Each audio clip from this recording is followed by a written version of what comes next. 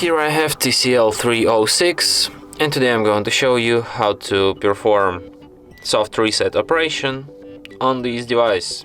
So to do this, all you need to do is to just hold down combination of keys, power key plus volume down at the same time for a couple of seconds like this, and after that your device will be forcefully restarted, which is basically just soft.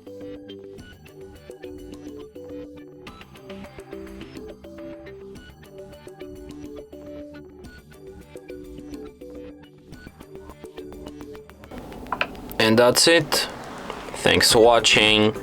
If you find this tutorial useful, don't forget to hit that like button and subscribe to our channel.